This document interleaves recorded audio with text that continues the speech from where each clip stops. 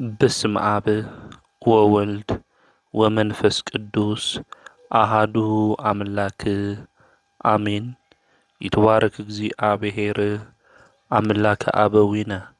ለዘአብጽሐነ እስከ ዛቲ ሰዓት ቅድሚ ኩሉ ልዕሊ ኩሉ ናብዛ ሰዓት እዚኣ ዘብጽሐና ናይ አቦታትና ናይ ቅዱሳን አምላኽ ናትና እውን አምላኽ ቅዱስ እግዚአብሔር ስሙ ዝተኸበረን ዝተመስገነን ይኹን። እማ አምላክ ወላዲተ አምላክ ቅድስተ ቅዱሳን ድንግል ማርያም ስለ ፍጹም አዶነታ ስለ ፍጹም ክብራ ክብርን ምስጋናን ይብጻሐያ። ከምኡውን ቅዱሳን አቦታትና ቅዱሳን አዴታትና ብዝተወሃቦም ክብሪ መጠን ኩሉ ምስጋና ይብጻሐዮም። ኣብ ዝተፈላለየ ዓለም ኮይንኩም እዚ መንፈሳዊ ሚድያ እዚ እትከታተሉ ስድራ እግዚአብሔር ኣብ መስቀል ተሰቂሉ ፍጹም ዝኾነ ሰላሙ ብዝሃበና ብኢየሱስ ክርስቶስ ፍጹም ሰላም ከመይ ትጸንሑ ከመይ ትኾኑ ሰላም እግዚአብሔር ምስ ኩላትኩም ይኹን።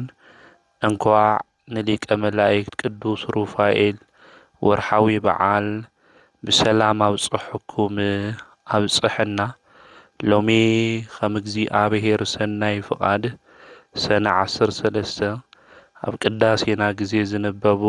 ምንባባት ከምኡውን ቅዱስ ወንጌል እንታይ ምዃኖም ክንምልከት ኢና። ከምኡውን መጽሓፈ ስንክሳር ብሎማዓንቲ ዓመታዊ ክብረ በዓሎም ዝኾነ ቅዱሳን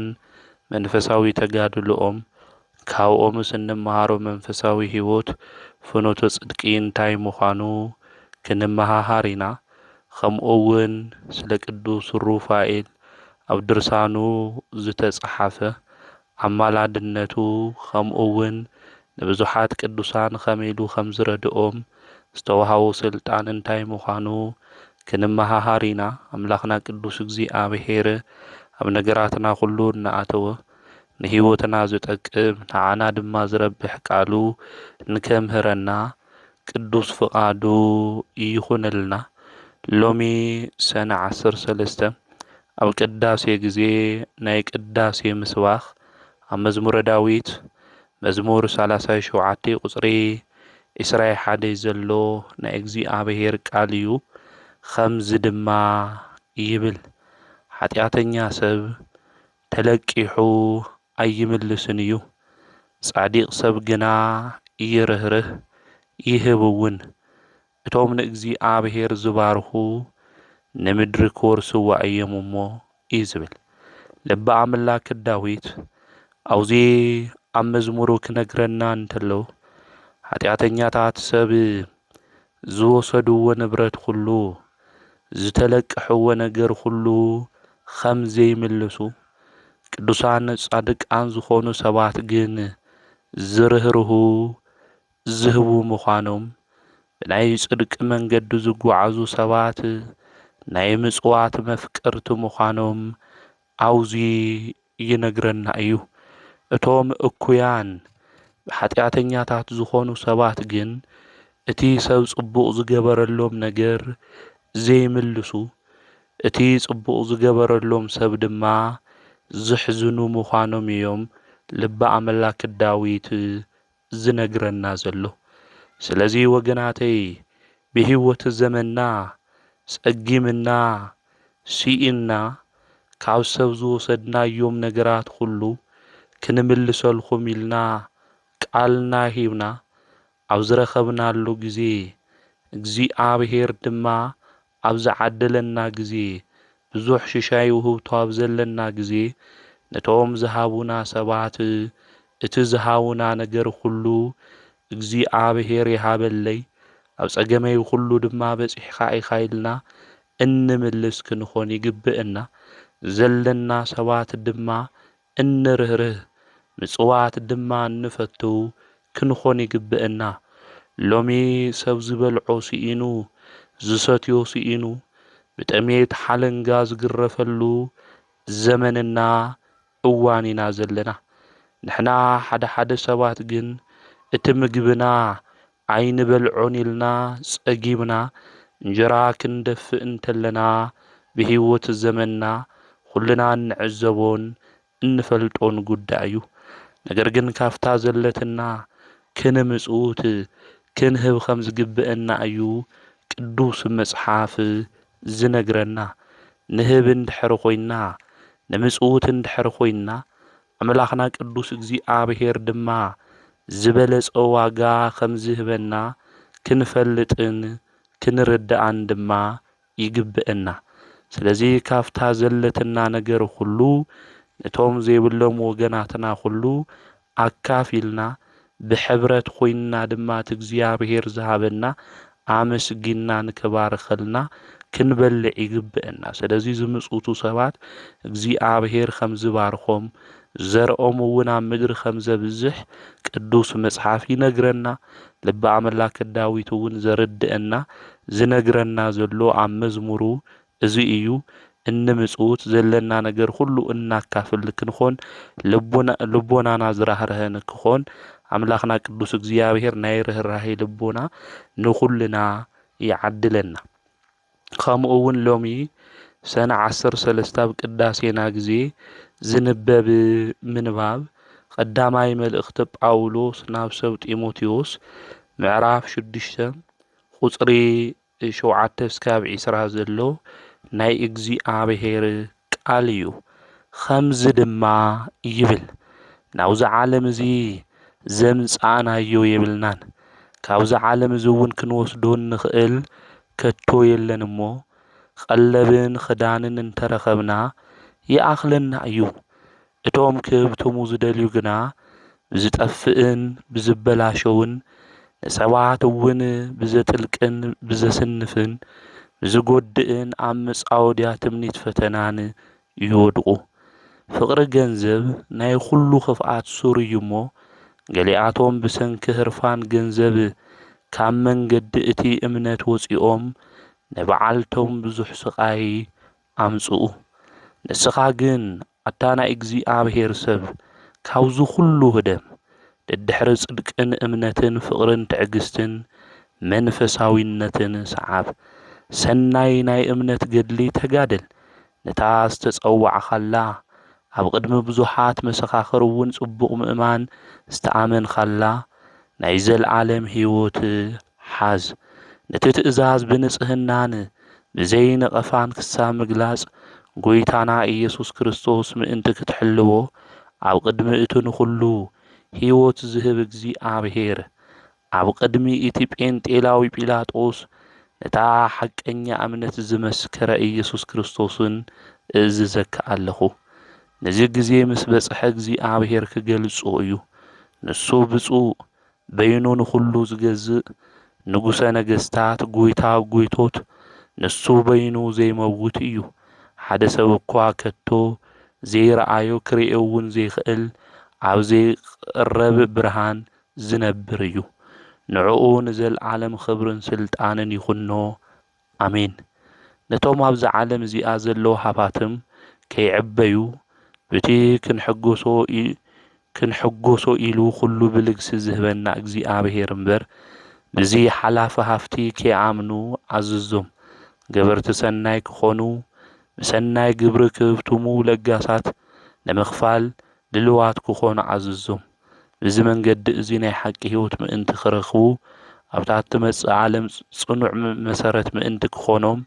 ንርእሶም ሃብቲ ክእክቡ እዮም። ስለ ቃሉ ንኣምላኽና ናይ እግዚኣብሔር ስሙ ዝተኸበረን ዝተመስገነን ይኹን። ኣብዚ ብርሃናት ዓለም ቅዱስ ጳውሎስ ናይ መንፈስ ወዶ ንዝኾነ ጢሞቴዎስ ክመኽሮ እንተሎ ናብዚ ዓለም እዚ ዘምጻእናዮ ምንም ነገር የለን። ስለዚ እውን ናብዚ ዓለም እዚ ክንሓልፍ እንተለና ካብዚ ዓለም እዚ እውን እንወስዶ ከቶ ነገር የለን እናበለ እዩ ቅዱስ ጳውሎስ ዝናገር። ልክዕ እዩ ኩሉ ውህብቶ ዝሃበና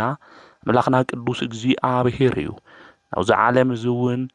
ዘምጻእናዮ ነገር የብልናን፣ እንወስዶ እውን የብልናን ብሞት ካብዚ ዓለም እዚ ክንፍለይ እንተለና። ስለዚ ቀለብን ክዳንን እንተረኺብና ይኣኽለና ክንብል ከም ዝግብአና ናይ ዕለት ምግብና ናይ ዓመት ድማ ክዳንና እንድሕር ረኺብና ኮይንና ይኣኽለና ኢልና ብመጠን ክንነብር ከም ዝግብአና እዩ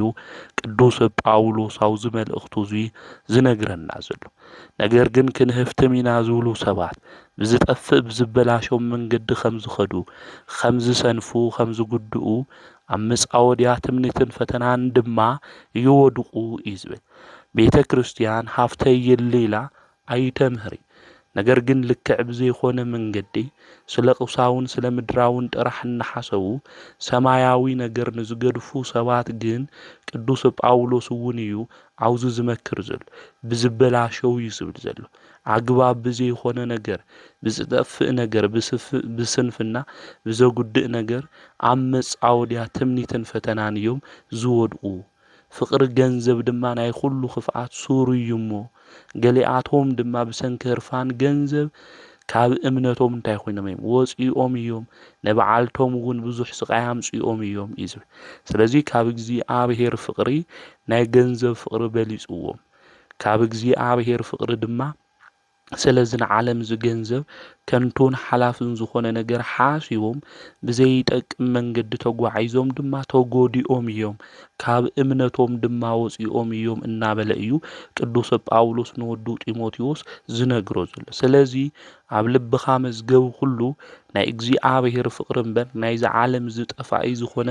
ናይ ገንዘብ ፍቅሪ ክህልወካ ይግባእ ክተቀድሞ ዝግብአካ ናይ እግዚኣብሔር ፍቅሪ እዩ ዝብል። ጎይታና መድሓኒትና ኢየሱስ ክርስቶስ እውን ለኽልተ ጎይታ ክትግዝኡ ትኽእሉ እዩ ዝብል ንእግዚኣብሔርና ንገንዘብ። ስለዚ ገንዘብ ጎይታ ተባሂሉ ተፀዊዑ እዩ ሓይል እኒአዎ ማለት እዩ። ንዓና ጠሊፉ ከውድቐና ናብ ጉድጓድ እውን ክእትወና ናብ ማዕሙቕ ድማ ክእትወና ገንዘብ ሓይሊ ከም ዘለዎ ጎይታና መድሓኒትና ኢየሱስ ክርስቶስ ነጊርና እዩ ማለት። ስለዚ ኣብዚ ዓለም እዚ ክንነብር እንተለና ብጥንቃቄ ኢና ክንነብር ዝግብአና። ገንዘብ ሓጢኣት ድዩ? ገንዘብ ሓጢኣት ይኾነ ነገር ግን ብገንዘብ ምክንያት እንገብሮም ነገራት ሁሉ ግን ገንዘብ ንምምፃእ ኢልና እንኸዶም ትክክል ዘይኮኑ መንገድታት ግን ናይ ሓጢኣት ምንጭ ክኾኑና ይኽእሉ እዮም። ሰብ ብገንዘቡ ጽድቂ ክሰርሕ ይኽእል እዩ። ሰብ ብገንዘቡ ድማ እንታይ ክገብር ይኽእል እዩ? ሓጢኣት ክሰርሕ ይኽእል። ብሃፍቶም ጽድቂ ስራሕ ዝሰርሑ እኒአው ከምሊ ኢዮብ ከምሊ አብርሃም ኢልና እንጽውዖም ቅዱሳን ኣቦታትና ካሊእ እውን ኣብ ዘመንና እንሪኦም ቤተ ክርስቲያን ዘስርሑ ገጠር ቤተ ክርስቲያን ዝፈረሰ ሁሉ ዝጽግኑ ንካህናት ድማ ደሞዝ ዝኸፍሉ ዘገልግልዎ ነገራት ንዋያተ ቅዱሳን ሁሉ ዝህቡ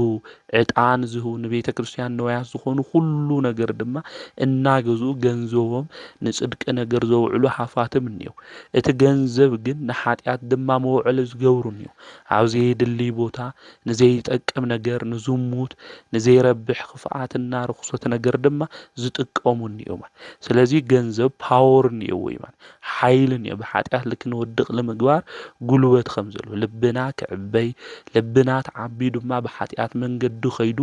ለኣነ መን እኒኦ ንክንብል ዝገብረና ምዃኑ ስለ ዝፈልጥ ቅዱስ ጳውሎስ እውን ፍቅሪ ገንዘብ ናይ ኩሉ ክፍኣት ሱር እዩ። ስለዚ ናብ ገንዘብ ፍቅሪ ክህልወና እንተሎ ተጠሊፍና ንወድቕ ምዃንና ክንፈልጥ ክንርዳእ እዩ። እቲ ገንዘብ ክእዝዘና ዘይኮነስ ንሕና ነቲ ገንዘብ እንታይ ክንገብሮ ክንእዝዞ እዩ ዝግበአና። ቅድስት ቤተ ክርስቲያን እውን እታምህረና ትነግረና ነዚ እዩ። ነገር ግን ገሊኣቶም ህርፋን ገንዘብ ስለ ዝነበሮም ናይ ገንዘብ ፍቅሪ ድማ በሊፅዎም ኣምላኾም እግዚኣብሔር ስለ ዝገደፉ ካብ መንገዲ እምነት ወፂኦም እዮም እዩ። ስለዚ ናይ ገንዘብ ፍቅሪ ሒዝናኮ ሰብኣዊ ፍቅሪ ሰብ ምፍቃር ገዲፍናኮ ገንዘብ ምፍቃር ቅድሚያ ሂብና እቲ ባርያ ስላሴ ዝተሰርሐ ሰብ ገዲፍናኮ ናይ ገንዘብ ፍቅሪ ሓዲርና ኣብ ኢድና ብዙሕ ደም ዘለና ሰባት እኮ እኒአና ኮይና ንገንዘብ ንምምፃእ ኢልና ብዘይ ኣግባብ መንገዲ ኸይድና ክንህፍትም ኢና ኢልና። ነገር ግን ክንስተውዕል ክንርዳእ እዩ። ሓደ ሓደ ሰባት ድማ ሃፍቲ ናይ ጽድቂ መግለፂ ገይሮም ዝሓስቡ ሰባት እኒአው። ሃፍቲ ናይ ጽድቂ መግለፂ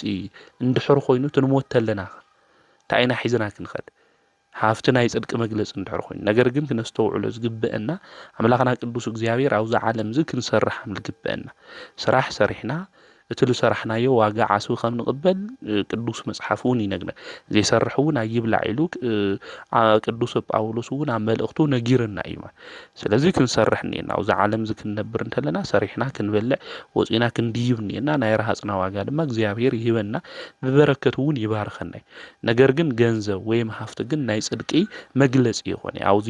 ኣብ ሉቃስ ወንጌል ምዕራፍ 18 ቁጥሪ 18 ተለሎ ድሓረ ክንመፁ ኢና በዓል ጸጋ መንግስቲ እግዚኣብሔር ንክወርስ ታይ ክገብር ሃም ልግብኦ እኮ ተናጊሩ ጎይታ መድኃኒት ኢየሱስ ክርስቶስ ታይለ ለለካ ሃፍቲ ኩሉ ሸይጥኻ ንድኻታት መጽኡት ኢሉ ካብኡ መንግስቲ እግዚኣብሔር ተወርስ ስለዚ ገንዘብና መንግስቲ እግዚኣብሔር እየውርሰና ስለዚ ገንዘብ ናይ ጽድቂ መለክዒ ሃም ለይኾነ ክንፈልጥ ክንርዳእ ይግበን ገንዘብ ለለዎ በዓል ጸጋ ገንዘብ ለይብሉ ድማ ገንዘብ ለለዎ ጻዲቅ ገንዘብ ለይብሉ ግን ሓጢልና ንሓስብ እንድሕር ኮይና ግን ናነዌና ናተ ድኻ ዝነበረ ታሪክ እውን ኣብ ሉቃስ ወንጌል ይነግረና እዩ ማለት እዩ ታፍታም ነዌ ዝነበረ ናብ ምንታይ ኣትዩ ማለት እዩ ናውሲኡ ላብ ለቃጽል እዩ ኣትዩ ቅዱስ መጽሓፍ ክናንብብ ተለና እንረኾ ታሪክ ማለት እዩ እቲ ድኻ ኣብ ገዝኡ ዝነበረ ናይ ኸልቢ ምግብ ካ ፍርፋሪን ክበልዕ ዝተኸልኸለ ግን ወሰድዎ መላእክት ውስጥ ህፅና አብርሃም ንአብርሃም ሕቁፎ ድማ ወሰድዎ ድሓረ ለአብርሃም ለሚኑ እዩ ማለት እዩ ማይ ክሰቲ ካብ አልዓዛር ማይ ክሰቲስ አልዓዛር ማይ ከስቲን ናባይ ለአኸለሉ ተናጊሩ እዩ ማለት ስለዚ ገንዘብና ንጽድቅ እንድሕር ተጠቂምናዮ መንግስቲ እግዚአብሔር የውርሰና እዩ እንድሕር ለይ ተጠቀምናዮ ግን ላብ ኃጢአት ላብ ለይድሊ ካብ እምነት ክንወፅእ ንባዓልትና እውን ብብዙሕ ስቃይ ክንኣቱ ይገብረና ስለዚ ክነስተውዕል ግበና ገንዘብ ናሃፍቲ ና ጽድቂ ሌብልና ድማ ናይ ኃጢአት መግለጽ ገይሮም ዝወስዱ ሰባት ልክ ከም ዘይኾነ ክንፈልጥ ክንርዳእ ይግበና ኣብ ዘለናዮ ዓለም ውሽጢ ክንመላለስ ዘለና ግን ክንሰርሕ ክንወፅእ ክንወርድ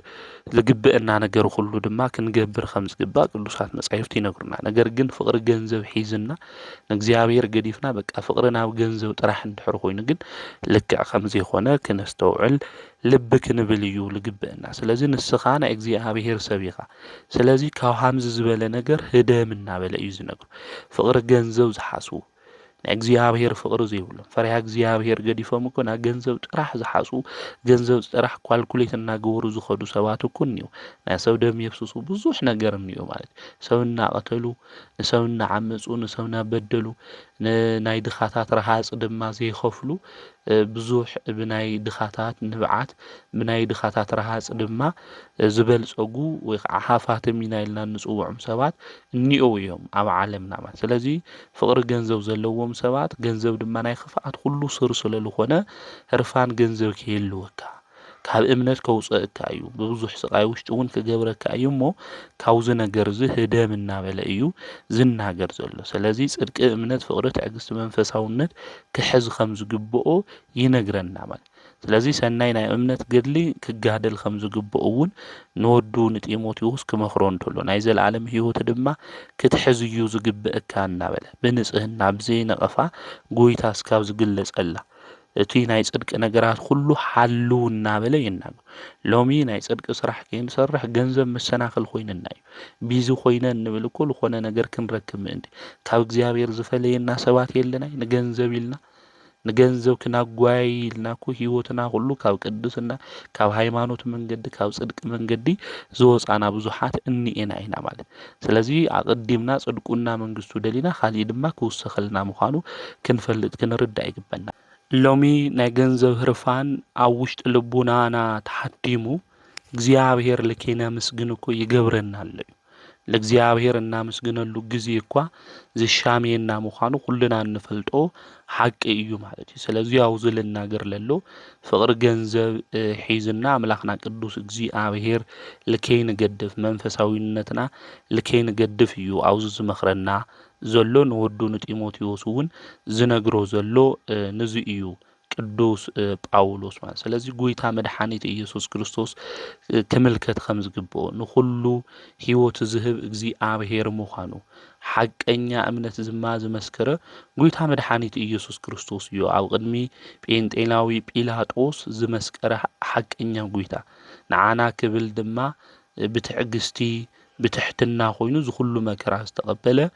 ጎይታ መድኃኒት ኢየሱስ ክርስቶስ ሹም ይእዝዘካ ኣለኹ እናበለ እዩ ቅዱስ ጳውሎስ እውን ዝነግሮ ዘሎ ማለት ስለዚ ብሂወት ዘመንና ሁሉ ክንነብር እንተለና አምላኽና ቅዱስ እግዚአብሔር መጀመሪያ ክንፈርሕ ልኡ ድማ ክንእዘዝ ልኡ ክነምስግን ይግበአና በድሕሪኡ እንደልዮ ነገር ሁሉ እኮ እግዚአብሔር ይፈልጥ ስለዚ አምላኽና ቅዱስ እግዚአብሔር ንክበና ድማ ክንምሕጾን ይግባእ ነገር ግን አቀዲምና ስለ ገንዘብ ሃበና ዝግበረና ንብል እንድሕር ኮይና ግን ልክዕ ይኾነ ማለት አቀዲምና ክንልምነው ዝግበአና ስለ ጢዕናና እዚ ጢዕና ዝዕድመ እዚ ስለ ለሃበና አብዚ ዓለም እዚ ከም ምሕረቱ ድማ ስለ ለጽነሐና አምላኽና ቅዱስ እግዚአብሔር ከነምስግኖ እዩ ልግበአና ስለዚ አብዚ ዓለም ዘለዎ ሃፋቶም እውን ከይዕበዩ ምእንቲ ብልግሲ እውን ክህቡ ከም ዝግባእ ብዝሓላፈ ዓለም እዚ ከይኣምኑ አዝዞም ኢኻ ገበርቲ ሰናይ ይኹኑ ብሰናይ ግብሩ ድማ ክህፍትሙ ለጋሳት ንምኽፋል እውን ድልዋት ክኾኑ ይግብኦም እዩ አስራት በኩራት እውን ዘውፅኡ ክኾኑ ይግብኦም ስለዚ ክኸድዎ ዝግባእ መምርሒ እንታይ ምዃኑ ንገሮም እዩ መብዛሕትኦም ሃፋቶም እኳ ኣብ ገዝኦም ከፍ ኢሎም በቃ ገንዘብ ሂቦም ለቤተ ክርስቲያን ዝድሕኑ ዝመስሎም ሰባት እዮም አቀዲሙ እግዚአብሔር ዝደሊ ልብና እዩ ማለት ልብና ክዕበያ ይግብኦ እዩ ብመንፈስ ድኻታት ልኾኑ እግዚአብሔር መንግስቱ ይወርሱ ይብል ቅዱስ መጽሐፍ መንፈስ ድኻታት ልኾኑ ማለት ናይ ትሕትና ልቢ ዘለዎም ማለት መንፈስ ድኻታት ልኾኑ ማለት ድኻ ሰብ እዩ መንግስተ ሰማያት ጥራሕ ልወርስ ማለት ይኾነ ያው መንፈስ ድኻታት ይሉ ስለዚ እዚ ማለት ነዳያነ አእምሮ ነዳያነ ልቢ ኢሎም ሊቃውንቲ ይትርጉምዎ ማለት ለአብነት ዝህቡ ሰባት በዓል ጸጋታት ኮይኖም ዝህቡ እግዚአብሔር ዝፈርሑ ኣብ ዘመንና ብዙሓት ወገናትና እንየው እዮም ብዙሓት እንፈልጦም ሰባት እንየው እዞም ሰባት እዚኦም ሂቦም የጸጉ ተሃውካ አይ ዝንእሽተ እየ ሂበ እዮም ልብሉ እቶም ካልኦት ግን በዓል ጸጋታት እንብሎም ፍቅር ገንዘብ ለለዎም ሰባት ግን ተሂቦም እኳ ልጎደሎም ይመስሉ እቶም በዓል ጸጋታት ኮይኖም ናመሃብ ፍቅሩ ዘለዎም ምጽዋት ድማ ልፈቱ ሰባት ግን ክህብ ነይረኽ እንደዚ ነገር ግን እግዚአብሔር እስኪ ሃበኒ ኢሎም ዝጽልዩ እዮም ብምሃቦም እኳ ለይዕበዩ ማለት እዩ ገይሮም እኳ ከም ለይገብሩ ለሓሱ እዮም እዚኦም እንታይ ይባሃሉ ብመንፈስ ድኻታት ተባሂሎም ይጽውዑ ማለት ሂቦም ስለለይጸጉ ማለት ና መንግስተ ሰማያት ይወርሱ እዮም ኢሉ ተናገሩ ለዚ ምዃኑ ምፍላጥ ምረዳእ የድሊ እዩ ማለት ሓደ ሰባት ግን ልቦም ዘይሃው ብትዕቢት መንፈስ ኮይኖም ገንዘብ ጥራሕ ስለለሃው ልጸድቁ ልመስሉ ሰባት ልመስሎም ሰባት እንየው ኣብ ገዝኦም ከፍ ኢሎም ንግዶም ከፊቶም በቃ እዚ ገንዘብ ዝኮ ይበኒ ኢኹ ኢሎም በቲ ገንዘብ ስሉ ድሕን ልመስሎም ሰባት እንየው ነገር ግን ጎይታ መድኃኒት ኢየሱስ ክርስቶስ እውን በሃፍትና በገንዘብና ክንወርሳ ሐምለይ ንኽእል ነገር ግን ትገንዘብና ታፍትና ነቶም ድኻታት እንድሕር ሂውናዮም ኮይና ሶመርህ ኮይኖም ከውሩስና ከም ልኽእሉ ግን ነጊርና እዩ ረዲና ሰብአ ሰገልኮ መጀመርያ ክመጹ ተለውኮ ሰጊዶም በይ ውህቶኦም ይኾን ሂቦም ማለት ስለዚህ ያው ዝምስተውዓል ይድል እዩ አቀዲምና ልብና ለእግዚአብሔር ክነው ይግባ ፈሪያ እግዚአብሔር ክልና ንሳክና አት ይግባ ክንቆርቡ ይግባ በድሕሪኡ ምጽዋትና ተንህብ እንተለና እግዚአብሔር ይቅበለና ማለት ነገር ግን ለቤተ ክርስቲያን የንኸድ የንሳለም ቢዚኢና ንብልና ኣብ ስራሒና ንብልና እግዚአብሔር ጊዜ ለይብልና ሶልና ገንዘብና ጥራሕ ስለልሃምና ተገንዘብና ግን መንግስት እግዚአብሔር ከውሩሰና ከም ለይኽእል ክንፈልጥ ክንርዳእ ይግበአና ስለዚ ብዛ ሓላፊ ሃፍቲ ከኣምኑ አዝዞም ኢኻ ምኸሮም ኢኻ ገበርቲ ሰናይ እውን ክኾኑ ብሰናይ ግብሩ እውን ክሕቶም ገበርቲ ሰናይ ጥራሕ ይኾነ ብሰናይ ግብሩ እውን ክሕቶም ክህፍትሙ ማለት ሰናይ ግብሪ ሃልይዎም ብሰናይ ግብሩ ዝሃፍቶም ክኾኑ ይግቦም ብጽድቂ ስራሕ ዝሃፍቶም ክኾኑ ይግቦም ጽኑዕ መሰረት ክኾኖም እዩ እዚ ናይ ጽድቂ ምግባረ ሰናይ ዝገብሩ እንድሕር ኮይኖም ናይ ጽድቂ ስራሕ እውን ይሰርሑ ንርእሶም እውን ሃፍቲ ክእክቡ እዮም ኢሉ እዩ አውዙ ዝነግረና ዘርድአና ስለዚ ምጽዋት እንድሕር ንህብ ኮይና ንድኻታት ነብልዕ ነስቲ እንድሕር ኮይና እግዚአብሔር ነልቅሑለና ምዃንና እውን ምፍላጥ ምርዳእ የድሊ እንጀራኻ ላማይ ደውሪዮ ድሕሩ ብዙሕ ግዜ ክትረኽቦ ኢኻ ይብለና መጽሐፈ መክብብ እንጀራ ላማይ ደውሪናዮ ድሕሩ ብዙሕ ግዜ ትረኽቦ ኢኻ ማለት ስለ ምጽዋት እዩ ተነግር ስለዚ ሃፍትኻ ንብረትኻ ለለካ ነገር ሁሉ ምጽዋት ንድኻታት ሃብ ድሓር ድማ እግዚአብሔር ዋጋኻ ክኸፍለካ እዩ ኢሉ እዩ መፍቀሬ ጥበብ ንጉስ ሶሎሞን ዝነግረና ዘሎ ማለት ስለዚ ንድኻታት ነብልዕ ተለና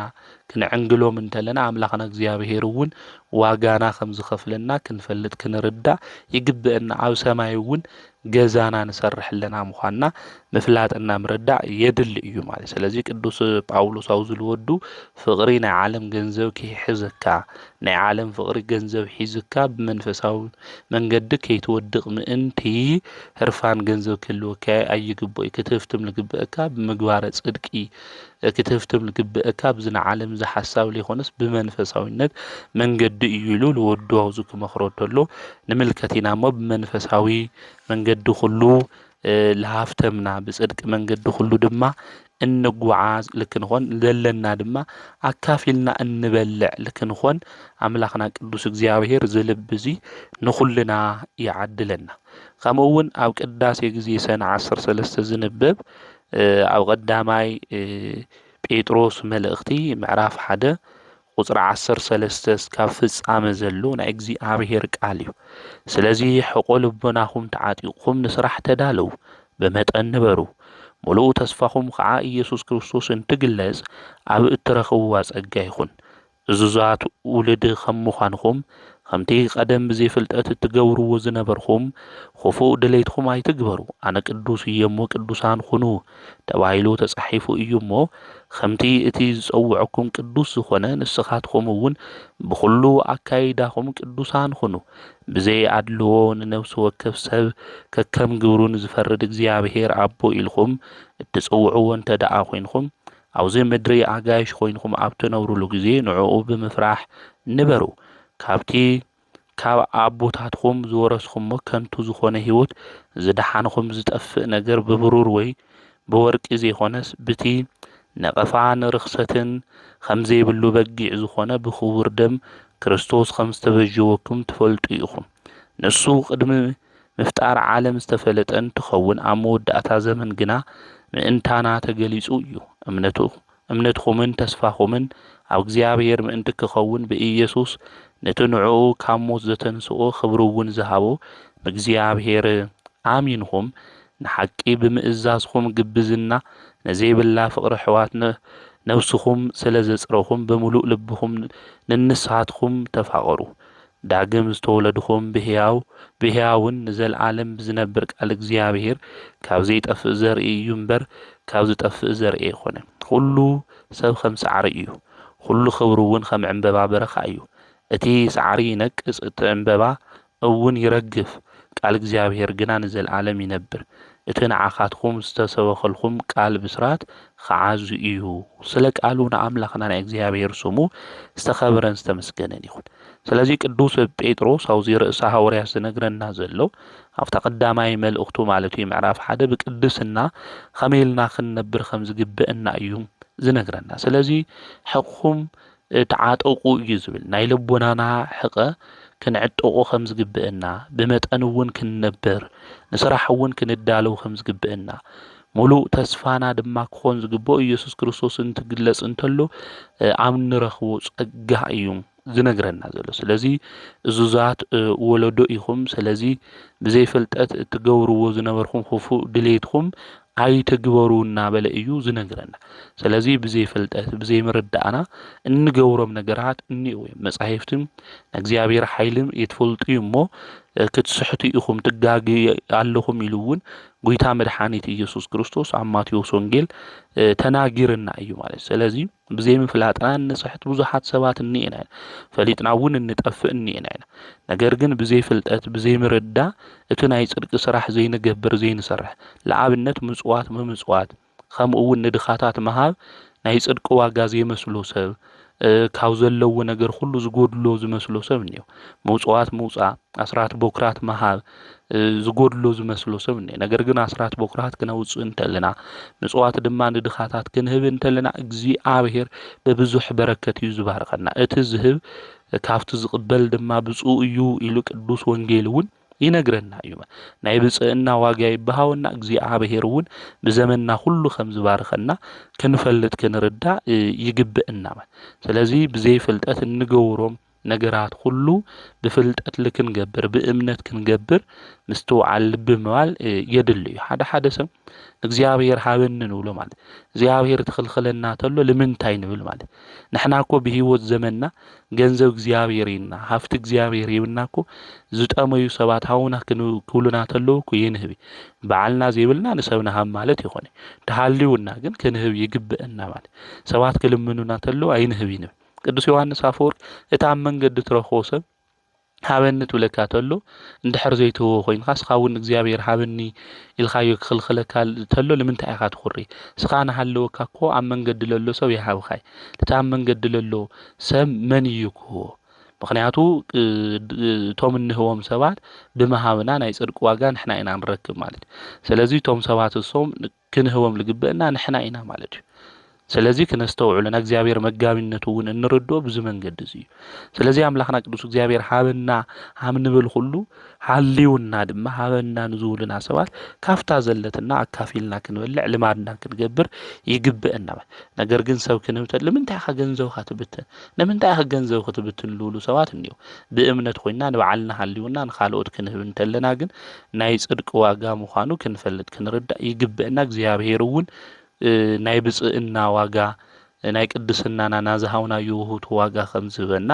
ክንፈልጥ ክንርዳእ ይግብአና አነ ቅዱስ እየሞ ቅዱሳን ሆኑ ተዋሂሉ ተጻሒፉ እዩ ይዝብል ቅዱሳን አቦታትና አዴታትና በበወርሑ ከምኡውን በበመዓልቱ እንዝክሮም ቅዱሳን እዚ ቃል እዚ ሒዞም ኣብ ልቦም ድማ ሓቲሞም እዮም እግዚአብሔር አምላኾም ቅዱስ ከም ዝኾነ ንሳቶም ውን በቅድስና መንገዲ ዝተጓዓዙ ማለት ስለዚ ትጽውዕኩም ቅዱስ እዩ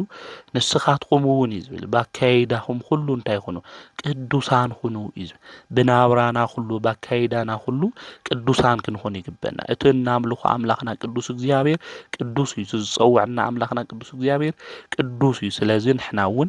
ባካይዳና ብናብራና ብሁሉ ጉዕዘና ቅዱሳን ክንሆን ይግበና ከዚ ህይወትና ንመርምር እስኪ ውሽጥናስ ክንፈትሾ ወገናት አይና ንመስል ታይና ንሰርሕ ታይና ግብርና አይና ንውዕል ናይ ቅድስና ስራሕ ዶ ንሰርሕልና ንኾን ናይ ቅድስና መንገዲ ዶ ንኽተለና ንኾን እዚና ክነስተውዕሉ ዝግበና ካብ ኃጢአት ካብ በደል ካብ እከይ ነገር ዝረሓቅና በቅድስና መንገዲ ድማ እንጓዓዝ ክንኾን ይግበአና አምላኽና ቅዱስ እግዚአብሔር በባህሪው ቅዱስ እዩ ንሕና ድማ ቅዱሳን ክንኾን ካውናዩ ድማ በጸጋ ክንካፈል ካውናይ ቅዱስና እግዚአብሔር አምላኽና ቅዱሳን ሆኑ ይሉ ቅዱስ መጽሐፍ ይነግረና ምስኡ ሕብረት ክልወና ምእንቲ ቅድስና መንገዲ ክንመርጽ ከም ዝግበአና ናይ ኃጢአት መንገድታት ናይ ክፍአት መንገድታት ናይ ተንኮል ናይ ርክሰት ማዕበላት ሁሉ ባሕርታት ሁሉ ገዲፍና ብናይ ጽድቅ መንገዲ ክንጓዓዝ ከም ዝግበአና ቅዱስ መጽሐፍ ይነግረና ቅዱስ ጴጥሮስ ውን በቅድስና ክንነብር ከም ዝግባ ይነግረና ኣሎ ይረድአና ኣሎ ስለዚ ብዚ ናይ ቅድስና መንገዲ ዝንጓዓዝ እንድሕር ኮይና ምስ እግዚአብሔር ሕብረት ይልወና ካውናዩ ባህር ድማ ናይ ጸጋ ተካፈልቲ ንኾን ካውናይ ቅዱስና ንሕና እንታይ ነው ተካፈልቲ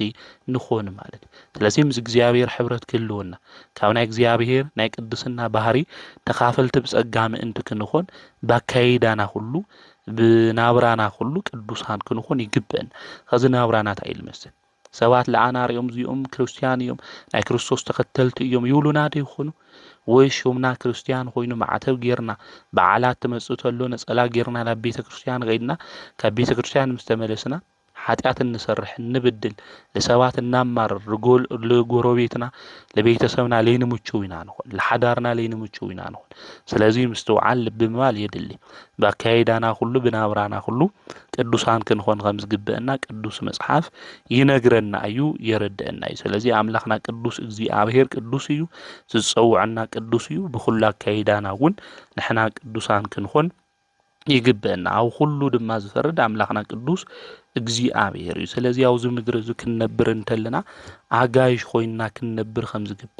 ነቱን ሁሉ ዝፈርድ አምላኽ ቅዱስ እግዚአብሔር ድማ ልኡ ብምፍራህ ክንነብር ከም ዝግበአና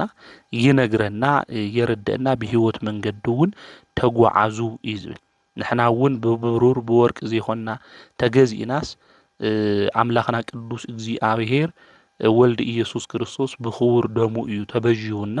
አድሒንና ማለት ስለዚህ አምላኽና ቅዱስ እግዚአብሔር በደሙ ዝገዝአና ናቱ ደቂ ኢና ዝተበጅወና ናቱ ደቂ ኢና ስለዚ ብብሩር ይኾንና ይተገዚእና ብወርቂ ይኾንና ብደም እዩ ዓዲግና ንኹልና ድማ ገዚእን ነዚ ብደሙ ዝዓድገና ዝገዝአና ዝተበጅወና መድኃኒት ንሱ ኢየሱስ ክርስቶስ ድማ ብሂወት ዘመንና ሁሉ ክነምልኾ ልኡ ብምፍራሕ ድማ ክንነብር በቅድስና መንገዲ ድማ ክንጓዓዝ እዩ ዝግብአና ማለት ስለዚ ንሓቂ ክንእዘዝ ይግብአና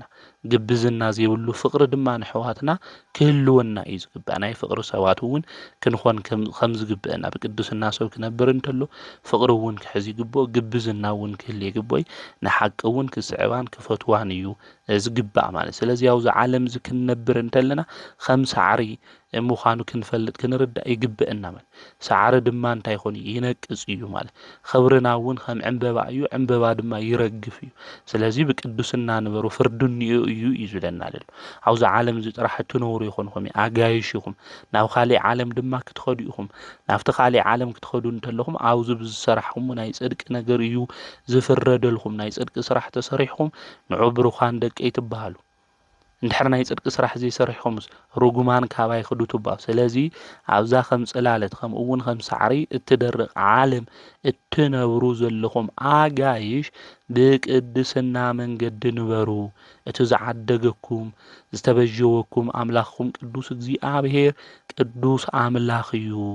ንጹሃ ባህሪ አምላክ እዩ ንስኹም እውን ቅዱሳን ብንጽህና ድማ ትጓዓዙ ክትኾኑ ይግብአኩም ካብ ዘይጠፍእ ዘርኢ እዩ ንሱ ገዚእኩም እዩ ስለዚ ዘርእና ካብ መን እዩ ተተባሂሉ ካብ ጎይታ መድኃኒት ኢየሱስ ክርስቶስ እዩ ካብ ዝጠፍእ ዘርኢ ዘይኾነስ ካብ ዘይጠፍእ ዘርኢ ኢና ተገዚእና ማለት ስለዚ ደቂ መን ኢኹም ትንበሃል ተለና ደቂ እግዚአብሔር ኢና ማለት ንሕና ግን ዘርእና ብልተፈላለየ ነገር ቆጻጺርና ብገረብም ብዓሌትም ብብዙሕ ነገር ቆጻጺርና ንፈላለየ ብዙሓት ሰባት እንኤና ኢና ነገር ግን ካብ ሓደ ካብ ክርስቶስ ዘርኢ ዝተረኸብና ኢና ካብ ዘይጠፍእ ዘርኢ ዝተረኸብና ስለዚ ካብ ዘይጠፍእ ዘርኢ ካብ ክርስቶስ ዝተረኸብና ንሕና ብዝጠፍእ ናይ ዓለም ነገር ሁሉ ተጓዒዝና ህይወትና ብኃጢአት ብኽፍአት ክነበላሽው ዘይኾነስ ብንጽህና ብቅድስና ክንነብር ከም ዝግብአና አውዚ ቅዱስ ጴጥሮስ ርእሰ ሐዋርያት ፓትርያርክ ኮይኑ ዝተሾመ ንኹልና ይመኽረና ይነግረና እሞ ብቅድስና ህይወት ልክንነብር ካብ ኃጢአት መንገዲ ድማ ብንስሓት ሓጺውና ልክንወጽእ ንድኻታት አፍቂርና ድማ ምጽዋት እንህብ ናይ ጽድቂ ዓስብ ድማ እንረክብ ልክንኾን ንኹልና ቅዱስ አምላኽ እግዚአብሔር ይሐግዘና ከምኡውን ኣብ ቅዳሴ ጊዜ ሎሚ ሰነ 13 ዝንበብ ግብረ ሐዋርያት ምዕራፍ 8 ቁጽሪ 20 እስካብ 26 ዘሎ ናይ እግዚአብሔር ቃል እዩ ከምዚ ድማ ይብል ጴጥሮስ ግና ንትውህቶ እግዚአብሔር ብገንዘብ ክትዕድጉ ስለ ዝሓሰብካ ገንዘብካ ምሳኻ ይጥፋእ ልብኻ ኣብ ቅድሚ እግዚአብሔር ቁኑዕ ስለ ዘይኾነ ኣብዚ ነገር ዝኽፍሊ ወይ ዕድል የብልኻን እምበኣር ካብዚ ክፍኣትካ ተነሳ ምናልባሽ ክፍኣት ልብኻ እንተሓደገልካ እግዚአብሔር ለምን ኣብ መሪር ሕንዚ ቅንእን ኣብ ማእሰርቲ ሓጢአትን ከም ዘለኻ ርኢካ ኣለኹሞ በሎ ሲሞን ድማ ካብዚ ዝበልኹሞ ነገራት ሓደ እኳ ከይጸንሐኒ ንስኻትኩም ንእግዚአብሔር ለምኑለይ በሎ እነሆ ከዓ ንሳቶም ምስ መስከሩን ቃል እግዚአብሔር ምስ መሃሩን ኣብ ብዙሓት ዓድታት ሰማርያን ወንጌል እናሰበኹ ናብ ኢየሩሳሌም ተመለሱ እዩ ዝብል አውዚ ብፍላይ ኣብ ግብረ ሐዋርያት ምዕራፍ 8 ክናነብብ እንተለና ሐዋርያት ኣብ ሰማርያ ወንጌል ከም ዝሰበኹ ከምኡውን ናይ ቤተ ክርስቲያን ስደት ምዃኑ ኣብ ኢየሩሳሌም ዝነበረት ቤተ ክርስቲያን ብርቱዕ ስደት እዩ ኮይኑ እዚ ስደት ዝኾነሉ ድማ ሊቀ ዲያቆናት ቅዱስ እስጢፋኖስ ስለ ዝተቐተለ እዩ ሰማዕትነት ስለ ዝተቐበለ እቶም 8,000 ዝነበሩ ማሕበር እውን ተበቲኖም እዮም በመብታኖም ቤተ ክርስቲያን ኣብ ብዙሕ ቦታ ወንጌል ክትስበኽ ቤተ ክርስቲያን እውን ንክምስረት ምኽንያት ኮይኑ እቲ ናይ መጀመርያ ናይ ቤተ ክርስቲያን ስደት ብርቱዕ ስደት ተባሂሉ እውን ኣብ መጽሓፍ ዝተጻሕፈ እዚ እዩ ማለት ስለዚ ኣብ ሰማርያ ወንጌል ከምህሩ እንተለው ሓደ ሲሞን ዝበሃል ሰብኣይ ነይሩ እዚ ጠንቋሊ እዩ ነይሩ ብዘረውኡ ድማ ንባዕሉ ዓውይ ሰብ ገይሩ እዩ ዘቅርብ ነይሩ ናይ ሰማርያ ሰባት እውን ይግረሙ ነይሮም ምክንያቱ ብጥንቁልንኡ ዝተወሰነ ተኣምራት እውን ይሰርሕ ነይሩ እዩ። ዓዊና እግዚኣብሔር ሓይሊ እውን እኒአዎ ድዩ እናበሉ ንሳቶም እውን ይምልከትዎ ይርእይዎ ነይሮም እዮም። ድሕሪ እዚ ሐዋርያት ወንጌል እናሰበኩ ኣብ ሰማርያ ብፍላይ ፊልጶስ ወንጌል ሰቢኹሎም ኣብቲ ዘመን እሱ ዝነበሩ ሰባት ኣሚኖም ተጠሚቆም እዮም። ኣብዚ ግዜ እዚ ሲሞን እውን ባዕሉ ኣሚኑ ተጠሚቁ እዩ። ንፊልጶስ እውን ስዒብዎ እዩ። ድሕሪ እዚ ኣብ ኢየሩሳሌም ዝነበሩ ሐዋርያት ኣብ ሰማርያ ቃል እግዚኣብሔር ሰባት ኩሎም ከም ዝተቀበሉ ሰሚዖም ጴጥሮስና ዮሃንስ ድማ ናብኣቶም መጺኦም እዮም ማለት እዩ። ድሕሪ እዚ መንፈስ ቅዱስ ድማ ኣብ ልዕሊኦም ንክወርደሎም ጸልዮም ገይሮም እዮም። ኣብዚ ግዜ እዚ ስምዖን እንታይ ኢሉ እዚ ናይ ሐዋርያ ጸጋ እዚ ብገንዘብ ክገዝኦ እዩ ደልዩ ማለት እዩ። ኣነ እውን ብኢደይ ኣንቢረ መንፈስ ቅዱስ ምእንቲ ከቅብልስ ንዓይ እውን እዚ ስልጣን ዝሃውኒ ኢሉ ንሐዋርያት ገንዘብ እዩ ኣቅሪቡሎም ማለት እዩ። ቅዱስ ጴጥሮስ ድማ ነቲ ውህብቶ እግዚኣብሔር ብገንዘብ ክትዕድጎ ስለዝሓሰብካ ገንዘብካ ምሳኻ ይጥፋ ኢሉ ሓደ ሰባት ውህብቶ እግዚኣብሔር ብገንዘብ ክዕድጉ ዝደልዩ ሰባት እኒአው እዮም። እቲ ውህብቶ እግዚኣብሔር ግን እግዚኣብሔር ንዝመረጾ ሰብ ይህብ እምበር ብገንዘብ ዝዕደግ ምዃኑ ክንርዳእ የብልናይ ማለት እዩ። ስለዚ ውህብቶ እግዚኣብሔር ብገንዘብ ክዕደግ ኣይኽእል ማለት። ስለዚ ኣብዚ ግዜ እዚ ልብኻ ክፉእ ኮይኑ እዩ ቁኑዕ ድማ የኾነ እግዚኣብሔር ኣምላኽ ድማ ምናልባሽ ክፍኣት ልብኻን ምእንቲ ክሓድገልካ ለምኖ ኢሉ ተናጊርዎ እዩ። ሲሞን እውን ካብዚ ዝበልኩሞ ነገር ምእንቲ ከይበፅሐን እግዚኣብሔር ለምኑ ኢሉ ተናጊሩ እዩ ማለት። ስለዚ ብገንዘብ ምንም ናይ እግዚኣብሔር ጸጋ ክንገዝእ ሃምለይ ንኽእል ክንፈልጥ ክንርዳእ ይግባእ። ብገንዘብ ክህነት ክንገዝእ ይንኽእል ንግዚኡ ክመስለና ይኽእል እዩ። ግን እቲ ናይ እግዚኣብሔር መንፈስ ኣብ ልዕሊና ሰማያዊ ውህብቶ ግን ክህልዎ ይኽእል እዩ ማለት እና ናይ ቤተ ክርስቲያን ነገር ናይ እግዚኣብሔር ስልጣን ኩሉ ብገንዘብ ክዕድጉ ዝደልዩ ሰባት እኒኦ ኣብ ዘመንና ብዙሕ ንሰምዖ እኒአና ተናጊርና እውን ኣብዚ ክንውድኦ ስለለይ ንኽእል ንኩልና እግዚኣብሔር ልቦንኡ ይዓድለና እዩ ዝበሃል። ነገር ግን ኣብ ሰማርያ ወንጌል ቅዱሳን ከምህሩ እንተለዉ ለቅዱስ ፊልጶስ ኣብቲ ግዜ እሱ ሐዋርያት መንፈስ ቅዱስ ኣብ ልዕሊኦም ንክሓድር ስለዝገብሩ ብገንዘብ ክገዝእ እዩ ደልዩ ማለት እዩ። ነገር ግን ሐዋርያት ዝተቀበልዎ ብዋጋ ይኾነ ማለት እዩ። እግዚአብሔር ስለልመረጾም ኢየሱስ ክርስቶስ መሪጽዎም መንፈስ ቅዱስ ድማ ኣብ ልዕሊኦም መጽኡ ሓዲሩ እዩ። ንሳቶም እውን ንሰባት ናይ እግዚአብሔር ደቂ ንክኾኑ ውልድነት ስላሴ ንክህልዎም ድማ ኢዶም ከንብሩ እንተለዉ መንፈስ ቅዱስ ኣብ ልዕሊኦም ንክሓድር እግዚአብሔር ስልጣን እዚ ሂብዎም እዩ ማለት። ሲሞን ግን ብገንዘብ ክገዝእ ደልዩ ሓደ ሰባት እውን ንርኢና ናይ ቤተ ክርስቲያን ነገራት ሁሉ ብገንዘብ ክገዝኡ ልደልዩ ሰባት ናይ ቤተ ክርስቲያን ዝተዋሃበ ስልጣን ክህነት ክኾን ይኽእል ናይ ቤተ ክርስቲያን ኣገልግሎት ብገንዘብ ክገዝኡ ልደልዩ ሰባት እኒአው። እዚ መወዳእቱ ጽቡቕ ይኾን ኢሉ ግዚኡ ክመስለና ይኾን ይኽእል እዩ። ገንዘብ ገዚኦም ኣብ ዝተፈላለየ ናይ ቤተ ክርስቲያን ወንበር ዝተቐመጡ ስልጣን ክህልው ይኽእሉ እዮም። መወዳእቶኦም ግን ጽቡቕ ይኾን ንእግዚአብሔር ካብ ልሕዝኖ ዓብዪ ኃጢአት እውን እዚ ምናልባሽ እግዚአብሔር ይቅርታ ይልካ ለምኖ ተነሳህ ኢልዎ ቅዱስ ጴጥሮስ ማለት እዚ ተሓላሓሰብካዩ ክፉእ ነገር ስለዝኾነ ኢሉ ንሲሞን ነጊርዎ እዩ ማለት። ስለዚ ንሕና እውን ክንፈልጦ ክንርድኦ ዝግበአና እግዚአብሔር እንድሕር ፈቂድልና በታ አገልግሎት እሱ ምኻድ እዩ። እግዚአብሔር እንድሕር ዘይፈቀደልና ግን ብሓይሊ ወይ ብገንዘብ ኢልና እንኸዶም ነገራት ሁሉ መወዳእቱ መቅሰፍቲ ኣብ ልዕሊና ክመጽእ ከም ዝኽእል ምፍላጥ ምርዳእ የድሊ እዩ ማለት እዩ። ስለዚ ገንዘብ ናይ እግዚአብሔር ስልጣን ዝህቦ እስካብ ክገዝእ እየለብል ሓይሊ ሃም ለለዎ እውን ኣብዙ ክንፈልጥ ክንርዳእ ይግባእ። ሲሞን ገንዘብ ስለለለዎ እዚ ሲሞን ዝበሃል ሰብ ገንዘብ ሃፍቲ ስለልነበሮ ክገዝእ እዩ ደልዩ ማለት እዩ። በቃ እስኪ ሃም ሐዋርያት ክኾን እኒአኒ ገንዘብ ስለለለኒ ኢሉ። ስለዚ ገንዘብና እንኳን መንግስተ ሰማያት ከውርሰና ሐዋርያት ዝተዋሃብዎ ጸጋ እውን ከውህበና ሃም ለይኽእል ምፍላጥ ምርዳእ የድሊ እዩ ማለት እዩ። ስለዚ መንፈስ ቅዱስ ኣብ ልዕሊ ሰባት ንክሓድር ስልጣን ዝተዋሃቦም ቅዱሳን ብገንዘብ ገዚኦም ለይኾነስ እግዚአብሔር ፈቂዱሎም እግዚአብሔር ሓሪዎም መሪጽዎም ከም ዝኾነ ቅዱስ ጴጥሮስ ኣረዲእዎ ነጊርዎ ንስሓ እውን እተውሉ ኢኻ ንዚ ኃጢአትካ ኢሉ እውን ነጊርዎ እዩ ማለት እዩ። ከምኡ እውን ብለሙዓንቲ ኣብ ቅዳሴ ግዜ ሰነ 13 ዝንበብ ናይ ወንጌል ቃል ኣብዚ ኣብ ወንጌለ ሉቃስ ምዕራፍ 18 ቁጥሪ 18 እስካብ 23 ዘሎ ናይ እግዚአብሔር ቃል እዩ። ሓደ ካብቶም ሕሉቕ ድማ ኦ ኦ ሕያው መምህር ናይ ዘለዓለም ህይወት ምእንቲ ክወርስ እንታይ ክገብር ኢሉ ጠይቁ። ኢየሱስ ከዓ ንምንታይ ሕያዋይ ትብለኒ ብዘይ ሓደ እግዚኣብሔር ሕያዋይ የለን ነተን ኣይትቕተል ኣይትዘሙ ኣይትስረቕ ብሓሶት ኣይትመስክር ኣቦኻን እኖኻን ኣኽብር ዝብላ ትእዛዛት ፈልጠን ኢኻ በሎ። ንሱ ከዓ ነዚ ኩሉስ ካብ ንእስነት የጀሚሮ ሓልየዩ እየ በሎ። ኢየሱስ ድማ እዚ ምስ ሰምዐ እምበኣር ሓንቲ ተሪፋ ትካላ ዘለካ ኩሉ ሸይጥኻ ነድኻታት ሃብ ኣብ ሰማይ ሃብቲ ክትረክብ ኢኻ ንዓ ተኸተለኒ በሎ። ንሱ ከዓ ነዚ ምስ ሰምዐ የመና ሃብታም ስለ ዝነበረ ብዙሕ ሓዘነ። ኢየሱስ ብዙሕ ብምሕዛኑ ርዩ ሃብቲ ንዘለዎ ናብ መንግስቲ እግዚኣብሔር ምእታው እንደይ ጭንቂ እዩ። ሃብታም ናብ መንግስቲ እግዚኣብሔር ካብ ዝኣትውስ ግመል ብዓይኒ መርፊእ ክሓልፍ ይቐልል በለ እዩ ዝብል። ስለ ቃሉ ንኣምላኽና ናይ እግዚኣብሔር ስሙ ዝተኸበረን ዝተመስገነን ይኹን። ሓደ ሃፍታም ናብ ጐይታና መድሓኒትና ኢየሱስ ክርስቶስ ይመጽ እዩ። ሕያዋይ መምህር ኢሉ ኣመስጊነዮ ሕያዋይ መምህር ኢለ ስለ ለመስገንኽዎ ንሱ እውን ከመስግነኒ እዩ ኢሉ ኣመስጊነስ ክምስገን ሃም ልበሃል ኣተሓሳስባ ማለት።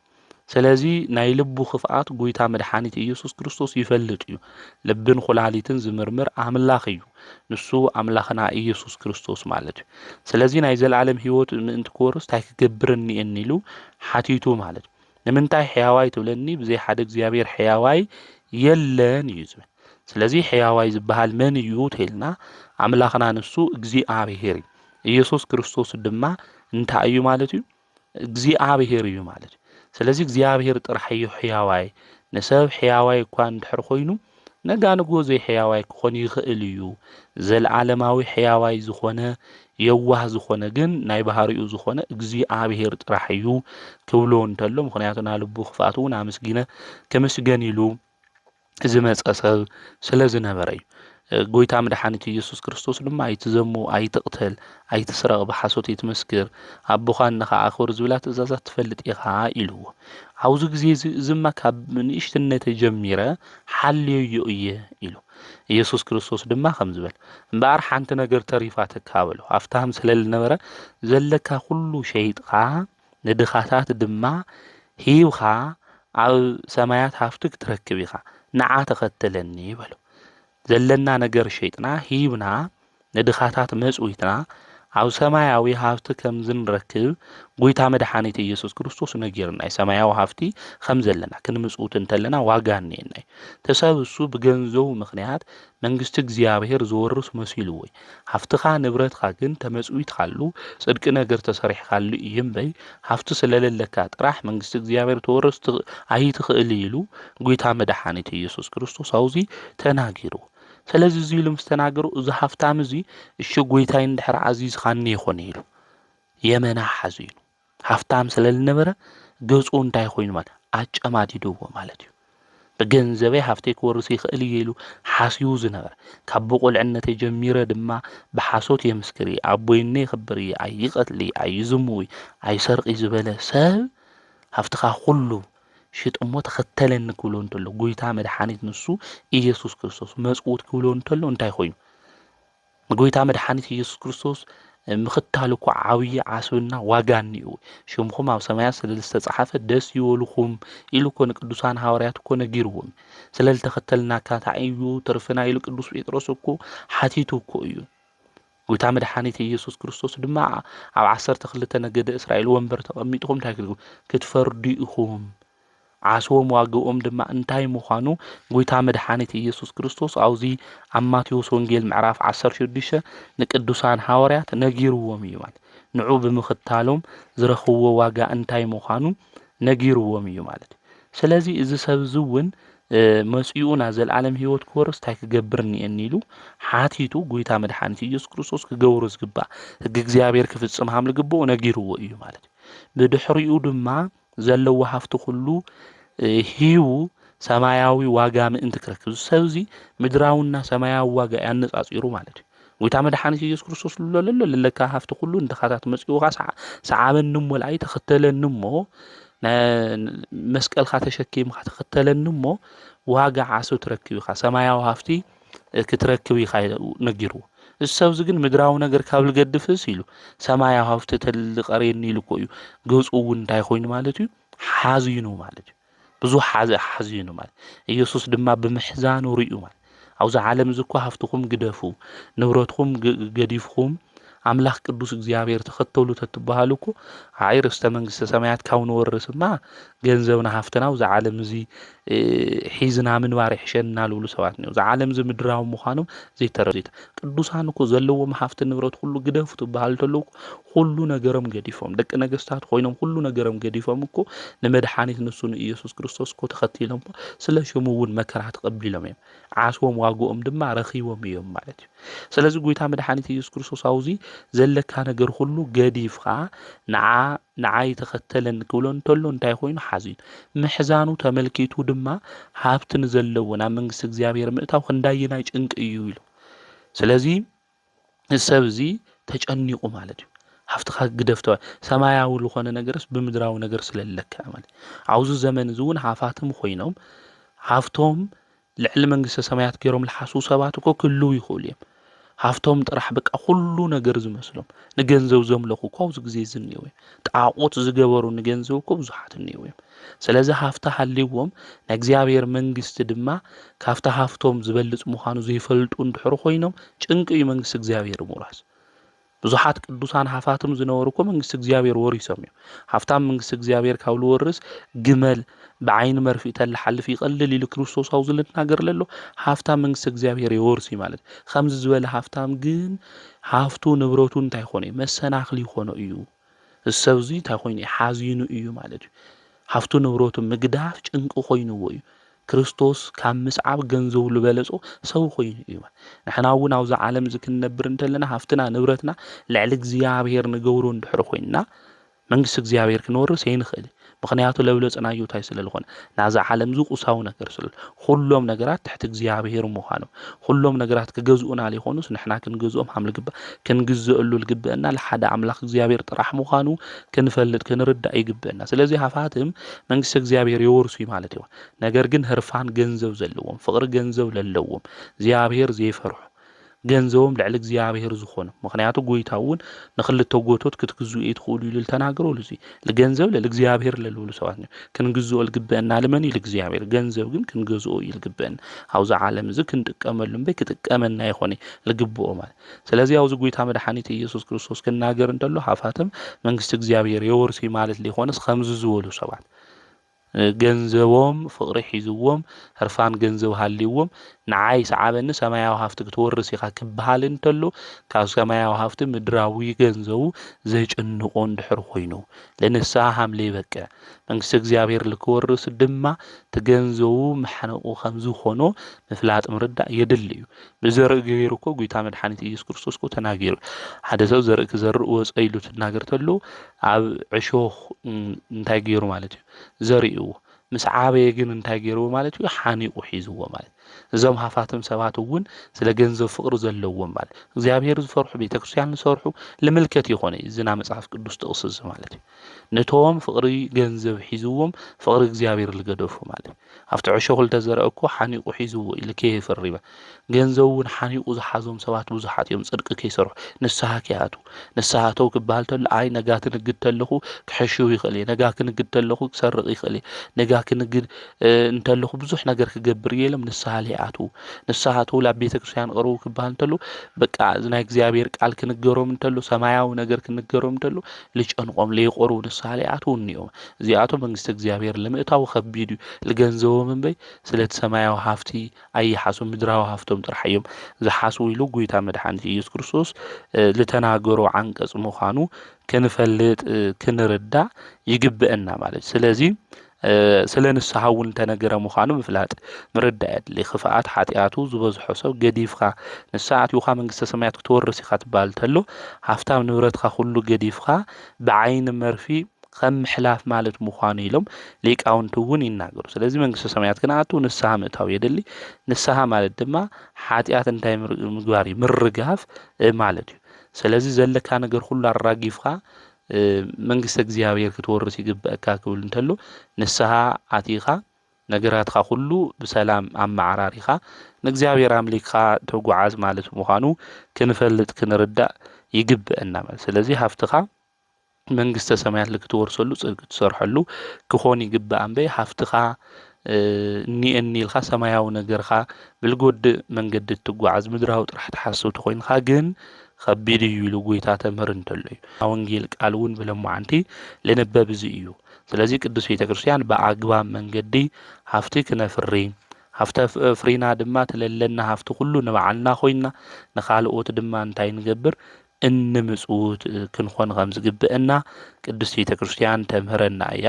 ከምኡ እውን ትነግረና እያ ዘለና ነገር ሁሉ ተኻፊልና እንበልዕ ብጽድቂ መንገዲ እውን እንጓዓዝ ንጡምያት እውን እንዝክር ነዘይብሎም ወገናትና እውን እንረድእ ልክንኾን ንኣምላኽና ናይ እግዚኣብሔር ቅዱስ ፍቃድ ይኹነልና ነገር ግን ሃፍቲ እኒአና ገንዘብ እኒአና ንብረት እኒአና ንኢልና ውሽክና ደፋእና ዘየድልዩ ነገራት እናገበርና እንውዕል ኣብ ገዛና ብዙሕ ዝልጠመዩ ወገናትና እናሃለው ንሕና ንዕንድር እንድሕር ሃልዩና እቲ ገንዘብና ግን ንሓጢኣት ምንጭ ንገብሮ እንድሕር ኮይንና ግን ርስቲ መንግስተ ሰማያት ከውርሰና ይኽእል እሞ ላብ ልብና ተመሊስና ላብ እግዚኣብሔር ክንቐርብ ይግብአና ማለት እዩ ስለዚ ቅዱስ ቤተ ክርስቲያን ብለማዓንቲ እተምህረና ስፍሕ ዝበለ ፍቅሪ ገንዘብ ኣብ ልቦናና ኮይኑ ፍቅሪ እግዚኣብሔር ክንገድፍ ከም ዘይብልና ምጽዋት እውን ክንምጽውት ከም ዝግብአና ሃፍትና ንብረትና ድማ ናይ ጽድቂ ዋጋ እምበር ንሓጢኣት መግዝእ ክንገብሮ ከም ዘይግባእ እያ ብለማዓንቲ እተምህረና ማለት እዩ ከምኡ እውን ብለማዓንቲ ዕለት 13 ናይ መልኣኩ ናይ ቅዱስ ሩፋኤል ወርሓዊ በዓል እዩ ሩፋኤል ማለት እግዚአብሔር ሓኪም እዩ ማለት እዩ እዚ መልኣክ እዚ ካብቶም 7 ሊቃነ መላእክት ሓደ ዝኾነ መበል ሳልሳይ ድማ ሓለቃ መላእክቲ ኢልና ንጽውዖ ናይ እግዚአብሔር መልኣክ እዩ እዚ መልኣክ እዚ ብዙሓት ቅዱሳን ኣቦታትና ኣዴታትና ብህይወቶም ዘመን ሁሉ ዝተራድኦም ዝሓገዞም ብክንፈ ረድኤቱ ድማ ዝጸለሎም ናይ እግዚአብሔር መልኣክ እዩ መልኣኩ ቅዱስ ሩፋኤል ኣብ ልዕሊ ሕማም ኣብ ልዕሊ ደውያት ሁሉ ዝተሾመ ናይ እግዚአብሔር መልኣክ እዩ ወገናተይ ኣብ ውሽጥና ከም ሓዊ እናረሰነ ዘቃጽለና ደዌ ሕማም እኒአና እዩ ካብዚ ሕማም እዚ ንክፍውስ ዝተሾመ ናይ እግዚአብሔር መልኣክ ሽሙ እግዚአብሔር መድኃኒት እዩ እግዚአብሔር ሓኪም እዩ ዝኾነ ቅዱስ ሩፋኤል ንኹለና ክፍውሰና ከድሕነና ናብ ኩልና ድማ ኣምላኽና ቅዱስ እግዚአብሔር ይልኣኽልና እዚ መልኣክ እዚ እቶም 24 ካህናተ ሰማይ ኢልና እንጽውዖም ሰራዊተ ቅዱስ ሩፋኤል ምዃኖም ክንፈልጥ ክንርዳእ ይግብአና እዚ መልኣክ እዚ ጦቢት ንዝተባሃለ ስልምናሶር ዝበሃል ንጉስና ፋርስ ንእስራኤላውያን ክማርኾም እንተሎ ዝተማረኸ ካብ ነገደ ንፍታሌም ዝኾነ ጽኑዕ እስራኤላዊ ጦቢት ዓይኑ ዘብርሀሉ መልኣክ እዩ እዚ ጦቢት እዚ ምጽዋት ዝፈቱ ዝነበረ ንዝሞቱ ኣብ መንገዲ ዝወድቑ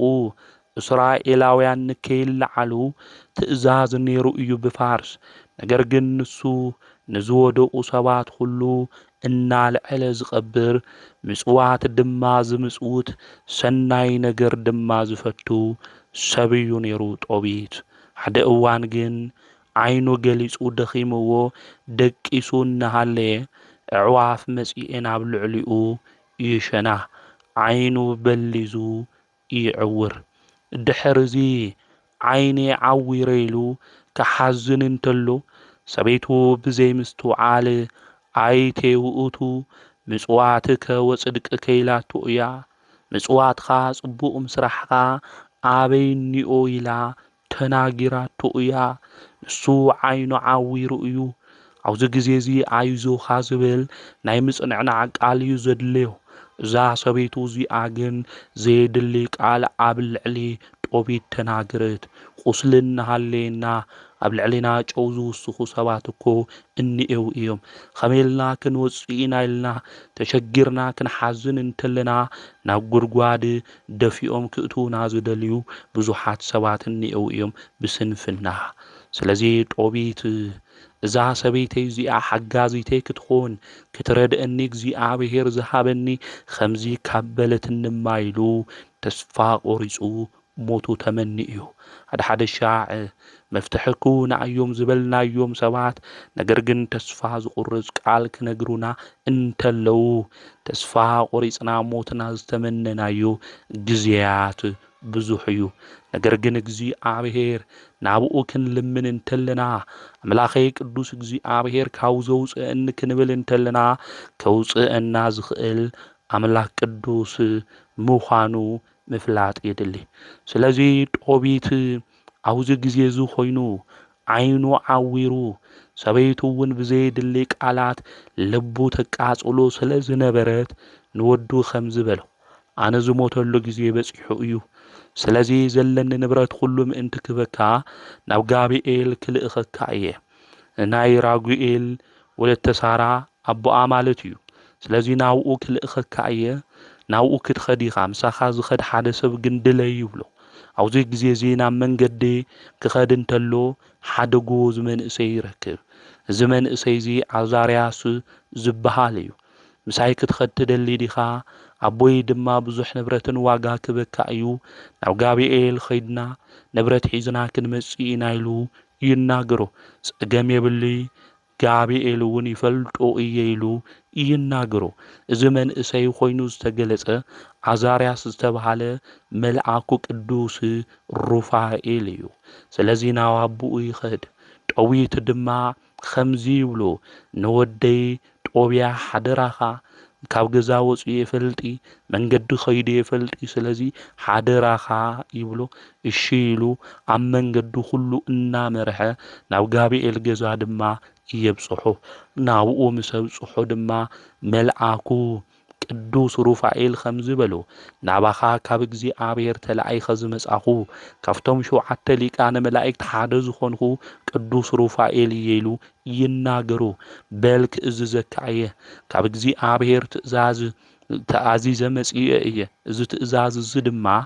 ናይ ራጉኤል ጓሉ ዝኾነት ወለተ ሳራ ማለት እዩ ክትምርዖዋ እኒኤካ ኢሉ ቅዱስ ሩፋኤል ይናገሩ። ዝገርመኩም እዛ ሳራ ትበሃል ብዙሓት ሰባት ተመርዒዋ ኣስማንዲዮስ ዝበሃል ሰይጣን ድማ ኣብ ልዕሊኣ ኮይኑ ምስኣ ክራኸቡ ንዝበሉ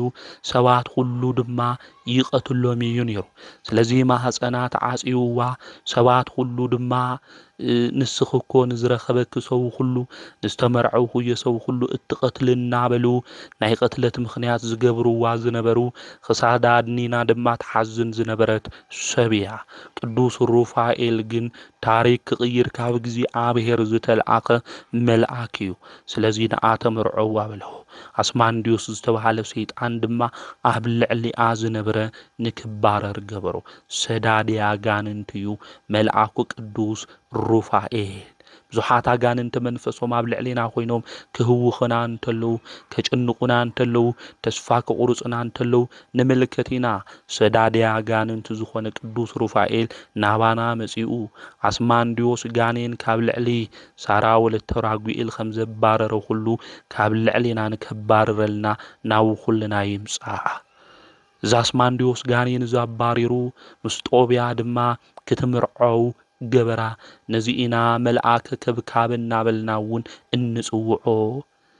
ናይ ጦብያ ከምኡ እውን ናይ ሳራ ሓዳር ዝባረኸ እዩ እዚ መልአክ እዚ። ወገናተይ ሓዳርና እዚ መልአክ እዚ ይባረኸልና። ኣብ ሓዳር ውሽጢ ክንካታዕ እንተለና ኣብ ሓዳር ውሽጢ ክንጨቃጨቕ እንተለና ላብ ፍትሕ ገዲም ሓዳር የንደሊ ኢልና ሲንግል ማም ክትኾና እትደልያ ከምኡ እውን ንበይንኹም ክትኾኑ እትደልዩ ኣሕዋተይ ኩሉ ሓዳርኹም መልአከ ከብካብ ዝተባሃለ ቅዱስ ሩፋኤል መጺኡ ሓዳርኹም ይባርኸልኩም። ኣብ ማእኸል ክትጨቃጨቁ ዝገብረኩም ሰይጣን እውን የባረረልኩም። እዚ መልአክ እዚ መንገዲ ዝመርሕ መልአክ እዩ። ነዚ ወዲ ጦቢት ዝኾነ ጦብያ እውን ኣብ መንገዲ ኩሉ ዝመርሖ ዝተንከናኸኑ ናፍቲ ቦታ እሱ ክበጽሕ ዝገበሮ ከይሰናኽል ብእግሩ ከይዕንቀፍ ከይወድቕ ዝገበሮ እዚ መልአክ እዚ እዩ ኣብ መንገድና ኩሉ ንክመርሐና እዚ መልአክ እዚ ናብ ኩልና ንክመጽእ ንኣምላኽና ናይ እግዚኣብሔር ቅዱስ ፍቃድ ይኹነልና ስለዚ ሳራ ኣብ ልዕሊኣ ዝነበረ ኣስማንዲዮስ ጋኔን ተባሪርላ ማሂፀና ድማ ተፈትሐ ወላድ ክትኾን ድማ ገበራ ፈታዬ ማህፀን ሩፋኤል እናበልና እንዝምረሉ ነዚ ኢና ኣዴታት ብጭንቂ ክኾና እንተለዋ ድርሳኑ ተነቢዩና ሩፋኤል ጸበሉ ክሰትያ እንተለዋ ብለይ ሕማም ብለይ ጭንቂ እየን ዝወልዳ ማህፀን ዝፈትሕ መልአክ እዩ እዚ ኣዋልድ ሃለዋ ይሃለዋ ሩፋኤል እንድሕር ሃልዩ ጭንቂ መከራ የለን ኢለን ኣዴታት ዘምስግና ንዙ እዩ ፈታዬ ማህፀን እዩ ቅዱስ ሩፋኤል ከምኡውን እዚ መልአክ እዚ ቅዱስ ሩፋኤል ጦብያ ሳራ ምስ ተመርዐወ ብድሕሪኡ ናብ ዓዱ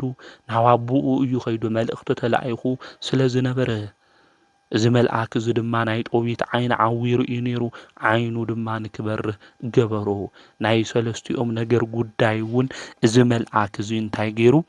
ፈትሒሎም እዩ ማለት እዚ እውን ኢና መልአከ ፍስሓ እናበልና እውን ነዚ ሩፋኤል መልአክ እዚ እንጽውዖ ማለት እዩ ስለዚ ንጦቢት ንጦብያ ንሳራ ዝነበሮም ነገር ሁሉ ዝፈትሐ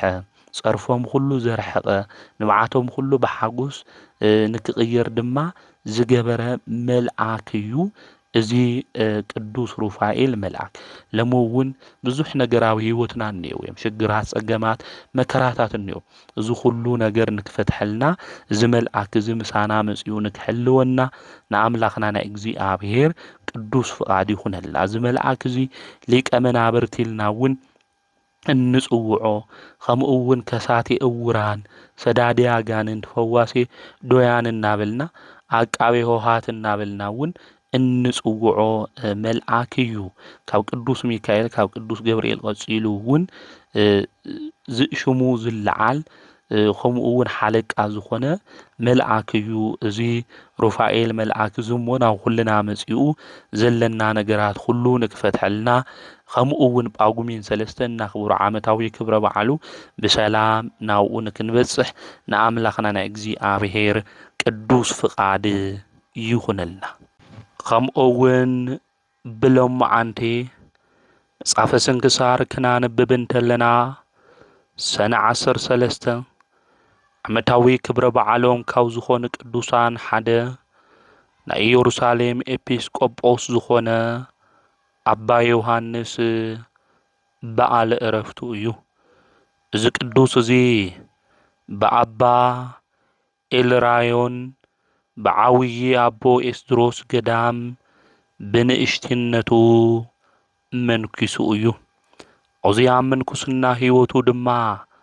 ዓርኩ ዝነበረ ኣባ ኤጲፋኖስ እዩ ብሓደ ኮይኖም ድማ መንፈሳዊ ተጋድሎ ተጸሚዶም የግልግሉ ነበሩ ናይ የዋህነቶም ናይ መንፈሳዊ ተጋድሎኦም ትሩፋት ዜና ሁሉ ኣብ ዓዲ ሁሉ ተሰምዐ ድሕረዚ ኤጲፋኒዮስ ኣባ ኤጲፋኖስ ናይ ቆጵሮስ ዓዲ ኤጲስቆጶስ ኮይኑ ተሸይሙ ኣባ ዮሃንስ ድማ ናይ ኢየሩሳሌም ኤጲስቆጶስ ኮይኑ ተሸይሙ እዛ ኣቦዚ ኣባ ዮሃንስ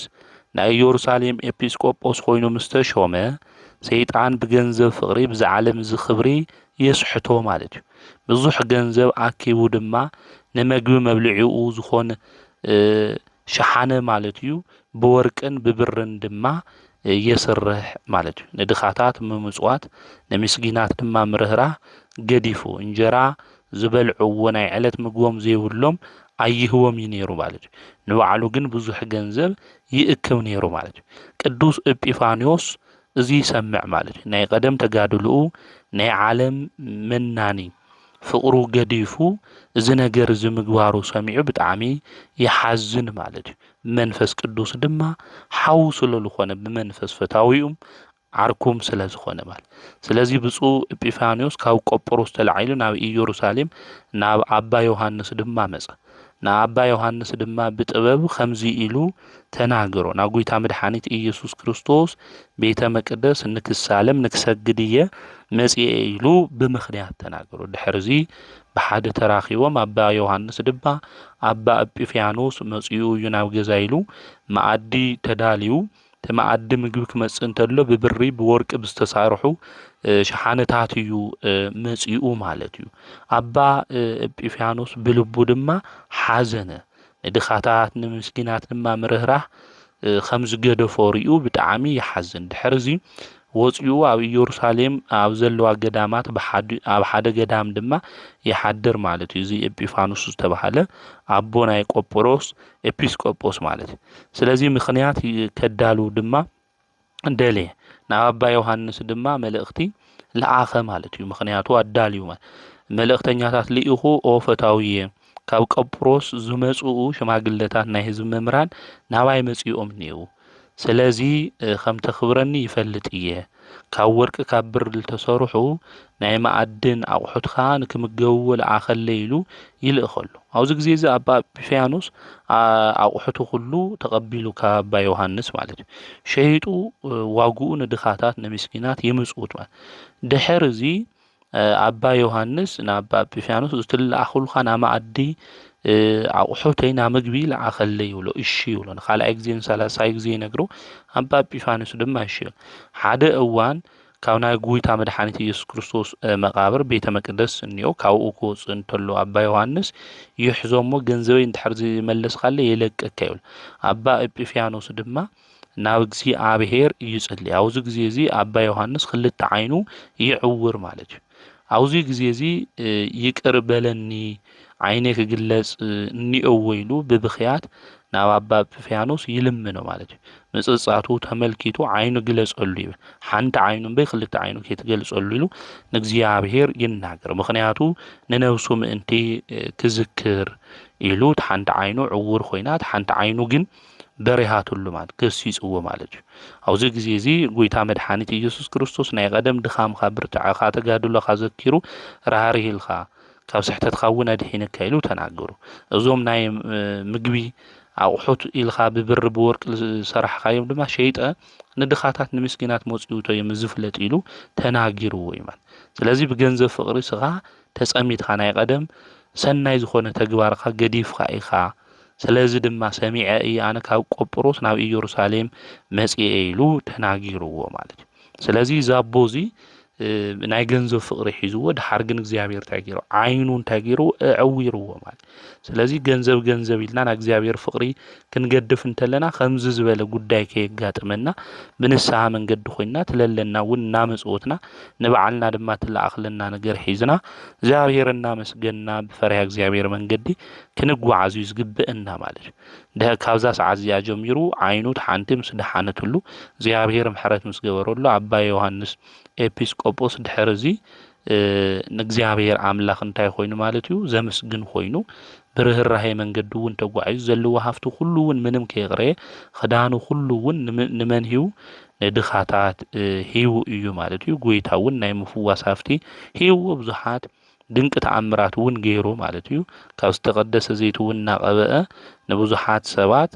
ካብ ርኩሳት መናፍስት ድማ ይፍውሶም ካብ ደዌ ይፍውሶም ነይሩ ካብ ኩሉ ነገር የድሕኖም ነይሩ። መንፈሳዊ ተጋድልኡ ተጋዲሉ ብሎሙዓንቲ ብሰላም ድማ ዓሪፉ እዩ። ሰነ 13 ናይ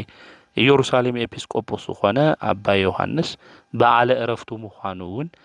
መጽሐፈ ስንክሳር ይነግረና እዩ ማለት እዩ። ስለዚ ትለንበብናዮ ወንጌል ትለንበብናዮ መልእኽቲ ከምኡ እውን መጽሐፈ ስንክሳር ዝነግረና እዚ እዩ ማለት ብገንዘብ ፍቅሪ እንድሕር ተታሒዝና ኣምላኽና እግዚኣብሔር ንርስዕ እንድሕር ኮይና ከቢድ ዝኾነ መቅሰፍቲ ክመፀና መዓት ክመፀና ይኽእል እዩ። ነገር ግን ነገራትና ኩሉ ልክባረኽ እንድሕር ኮይኑ ግን ምጽዋትና ፍቅር ክንኾን ከም ዝግብአና እዚ ኣቦ እዚ ሰይጣን ክፍትኖ ተሎ ተመልከቱ ብነዋይ ገንዘብ እዩ ፈቲንዎ ማለት እዩ። ስለዚ ብወርቂ ብነሃስ ዝተሰርሑ እዩ ካልኦት እናጠመዩ ካልኦት ልበልዕዎ ሲኢኖም ብጥሜት በትሪ ድማ እናተገረፉ ውሽጦም ንሱ ግን ብወርቂ ሸሓነ ገይሩ ብወርቂ መብልዕ ምግቢ ገይሩ ብብሪ ገይሩ ይበልዕ ነይሩ ንድኻታት ምዝካር ገዲፍዎ ሎም እውን ብዙሓት ዝጠመዩ ወገናትና እንዩ ክንዕንግሎም ዝግበአና ብዙሓት ልኦም ገዲፍና ንሕና ብጽጋም መንገዲ ንጓዓዝ እንድሕር ኮይና ግን ካብ እግዚኣብሔር መቕሰፍቲ ከይመጸና ምስትውዓል ልቢ ምባል የድሊ ንሕና ጸጊብና እንጀራ ነጓሓፍና እንድሕር ኮይና ዘይበልዑ ወገናትና እንየው እዮም ስለዚ እታ ቁርስና ወይ እንታ ምሳሕና ተሃልዩና ድማ ካብቲ ለለና ከነካፍል ይልግበአና ሎሚ ኸዚ ጾም እዩ ታና ጾም ናይ ቁርስና መብዛሕቲና ቁርሲ የንበልዒ ስለዚ ቅዳሴ ለቅዱስ እንዮ ከምኡ እውን ጾሙ ልውዕል ሰብ ስለለሎ እዛ ቁርስና እዚኣ ነቶም ድኻታት ክንህቦም ይግበአን ክንምጽኡት ይግበአና ዝና ምጽዋት ልምዲ እንድሕር ሃልዩና ኮይኑ በረከት ካብ እግዚኣብሔር ንቕበል ኢና ማለት እዩ ከምኡ እውን ብሎሙዓንቲ ኣቦና ቄናን ዝተባሃለ ናይ ኣዳም መበራብዓይ ትውልዲ ዝኾነ ናይ ሄኖስ ወዱ ኣዳም ሴት ካው ሄኖስ ድማ ንመን ንቄናን ወሊዱ ቄናን ምላሊኤል ነበልና መበል 10 ድማ ኖህ እንዮ መበል 20 ድማ አብርሃም እንዮ ማለት ስለዚህ መበራብዓይ ትውልዲ ለኾነ ሴት ማለት ብአቤል ምትክ ለተወለደ ማለት ስለዚህ መበራብዓይ ትውልዲ ለኾነ ኣብ 910 ዓመቱ ማለት ኣብ 910 ዓመቱ ብሎም ዓንተ ዕለት እንታይ ኮይኑ እዩ ዓሪፉ እዩ ማለት አውዚ ኣብ ኦሪት ዘፍጥረት ምዕራፍ 5 ጀሚርና ክናንብብ ተለና እውን ናይ ትውልዲ ዘርኢ ሓረግ ይነግረና ካብ ኣዳም ጀሚሩ እስካብ ኖህ ለሎ ማለት እዩ ናይ ኣቦና ናይ ቄናን እውን በዓለ ዕረፍቱ ምዃኑ መጽሐፈ ስንክሳር ይነግረና እዩ ንእግዚአብሔር ምስጋና ይኹን ብዞም ቅዱሳን ጸሎት እዚኦም እግዚአብሔር አምላክ ይምሐረና በረከቶም ድማ ብልዕል ኩልና ይኹን ከምኡ እውን ብሎም ዓንቲ ናይ መልአኩ ናይ ቅዱስ ገብርኤል ንዳንኤል ንክራድኦ ንክሕግዞ ዝተለኣኸሉ ምዃኑ እውን መጽሐፈ ስንክሳር ይነግረና ከምኡ እውን ና መላእክት ሓለቃ ቅዱስ ገብርኤል በዓል ክንገብር መምህራን ግብጽ ኣብ ዓዲ ግብጽ ለለው መምህራን እዚ ስርዓት እዚ ሰሪዖም እዮም እዚ መልአክ እዚ ብፍላይ ኣብ ምርኮና ሃለው ናይ እስራኤል ደቂ ካብ ሰይጣን ኢድ ከም ዝድሕኑ ካብ ምርኮ ከም ዝምለሱ ንነብዩ ዳንኤል ነጊርዎ እዩ ክጽልይ እንተሎ ናብኡ መጽኡ ተገሊጽሉ ነጊርዎ እዩ ስለ ድሕነት ስለ ቤተ ክርስቲያን መቅደስ ከም ዝህነጽ እውን ዝነገሮ ትንቢቱ ክናገር ክጽሕፍ እንተሎ ድማ ኣብ ኩሉ ነገሩ ክራድኦ ናብኡ ዝተለኣኸ መልአክ ምዃኑ ብሎም ዓንተ ዝተናገረሉ ስለ ዝኾነ ናብ ዳንኤል ነብዩ እውን ስለልተለኣኸ ናብ መልአኩ ቅዱስ ገብርኤል በዓል ክንገብር ናይ ግብጽ ቤተ ክርስቲያን ለለዋ ቦታት እውን ኣዚዞምና እዮም ንእግዚአብሔር ምስጋና ይኹን ናይዚ መልአክ እዚ ረድኤቱ ሓይሉ ድማ ምስ ኩልና ህዝበ ክርስቲያን ይኹን ንኩልና ህዝበ ክርስቲያን እውን ዝመልአክ እዚ ይሓልወና ዘምህረና ዝገሰጸና ናይ አቦታትና አምላክ ቅዱስ እግዚአብሔር ስሙ ዝተኸበረ ዝተመስገነን ይኹን ወስብሐት ለእግዚአብሔር ወወላዲቱ ድንግል ወለመስቀሉ ክቡር